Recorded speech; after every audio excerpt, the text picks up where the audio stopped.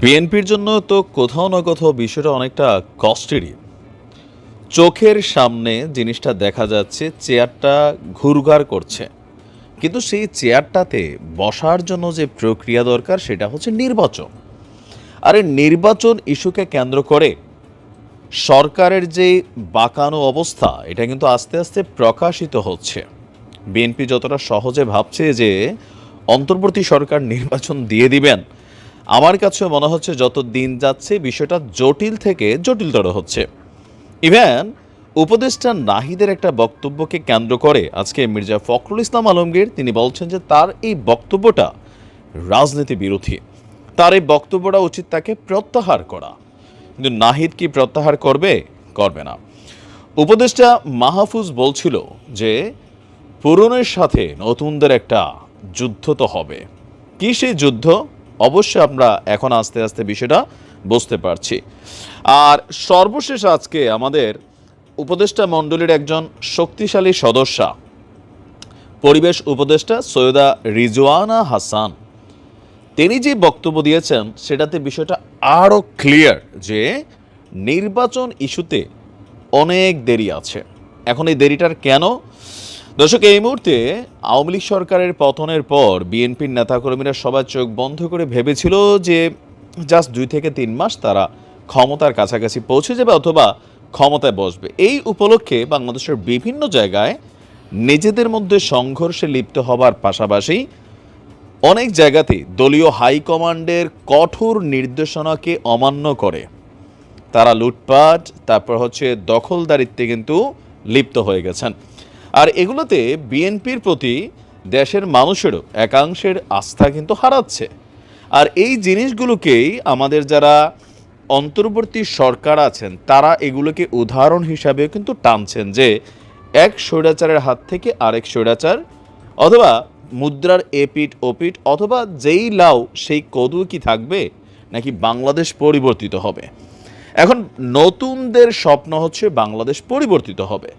এখন পুরনোদের বক্তব্য হচ্ছে ফাইন, আমরা যা সবক নেওয়ার নিয়ে আনিছি, এবার রাষ্ট্র ক্ষমতায় গেলে আমরা সব কিছু সংস্কার করব, আপনারা যেটা খুব জরুরি জরুরি সংস্কার এটা করে আপনারা তাড়াতাড়ি নির্বাচন দেন। এখন অন্তর্বর্তী সরকার আসলে বিষয়টাকে কী ভাবছে? আপনি যদি ডক্টর মোহাম্মদ ইউনূসের অবস্থান দেখেন, উপদেষ্টাদের অবস্থান দেখেন, নির্বাচনের ইস্যুটাতে সবারই একটা কিন্তু অনড় অবস্থান হচ্ছে সংস্কার। এখন এই সংস্কার যেটা বলছে বিএনপি করবে, তারা কি আদৌ করবে নাকি রাষ্ট্র ক্ষমতায় যাওয়ার আগে বিভিন্ন জায়গায় যে দৃশ্যপট দেখছি সেই দৃশ্যপটই পুনরাবৃত্তি হবে, ক্ষমতায় গেলে এগুলো ভুলে যাবে? কেউ কেউ বলছেন ভুলেই যাবে, তবে বিএনপি বলছে না, আমরা এই 16 বছর ক্ষমতার বাহিরে থেকে সবক নিয়েছি। তো কতটুকু সবক নিয়েছেন এই প্রশ্ন তুলেছেন পরিবেশ উপদেষ্টা সৈয়দা রিজওয়ানা হাসান। তিনি বলছেন দেশের রাজনৈতিক সংস্কারের অগ্রগতির অভাব নিয়ে প্রশ্ন তুলছেন।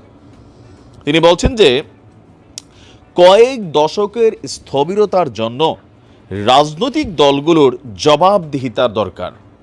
রাজনৈতিক দলগুলোর উদ্দেশ্যে তিনি প্রশ্ন তুলে বলছেন যদি রাজনীতিবিদরা সংস্কার করেন তাহলে গেল 53 বছরে কেন এই সংস্কারগুলোকে বাস্তবায়ন করা হয়নি? বৈষম্যবিরোধী ছাত্র আন্দোলনের নেতারা বলছেন, উপদেষ্টারা বলছেন যে সংস্কারের আগে নির্বাচন প্রশ্নই আসে না। অপরদিকে আপনি দেখেন সার্জিস এবং হাসনাতরা তারা প্রকাশ্যে বলছেন যে তরুণদের বাদ দিয়ে কোনো একটা গোষ্ঠী যদি ক্ষমতায় যাওয়ার কথা চিন্তা করেন তাহলে সেটা অনেক বড় ভুল সিদ্ধান্ত হবে। এটা হচ্ছে মরীচিকার মতন স্বপ্ন আপনারা দেখছেন। নির্বাচন ইস্যুতে আস্তে আস্তে বিএনপির সাথে অনেকটা দূরত্ব থাকলেও আস্তে আস্তে জামাতও কিন্তু নির্বাচন ইস্যুটাকে সামনে নিয়ে আসছে। আবার ভিপি নূরসহ বেশ কিছু দল তারা বলছে যে না ভাই, আগামী 2 বছরও দরকার নাই। তো সব কিছু মিলিয়ে নির্বাচন আসলে কবে হবে? ডক্টর মোহাম্মদ ইউনূস বলছিলেন যে এই সরকার যদি ব্যর্থ হয়ে যায় সংস্কারে, তাহলে বাংলাদেশ আগামী আবার কোনো 50 অথবা 100 বছর পরে এই রকম সংস্কার করার সুযোগ পাবে। এর আগে এটা হবে না। তরুণদের এই আত্মাহুতি, তরুণদের এই জীবন দেওয়া, এই জুলাই বিপ্লব, আগস্ট পুরোটাই ব্যর্থ হবে। সংস্কার করবেই। সরকারের অবস্থান অনড়, তবে আস্তে আস্তে বিএনপিও কিন্তু কৌশলে কথাবার্তা বলছেন। হাইকমান্ড যথেষ্ট পজিটিভ বক্তব্য দিলেও লোয়ার লেভেলে, গ্রামীণ পর্যায়ে, গ্রামের হাট বাজার বিভিন্ন জায়গায়, থানা পুলিশ বিভিন্ন জায়গায় আমরা দেখছি বিএনপি আধিপত্য বিস্তার করছে।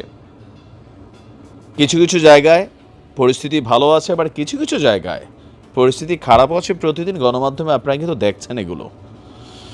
তো নির্বাচন দেখা যাক আসলে কবে সেই নির্বাচনের ট্রেন থামে, বাট নির্বাচন মোটামুটি অনেক দূর বোঝা যাচ্ছে। এত সহসাই নির্বাচন হবে না। ভালো থাকুন, আসসালামু আলাইকুম।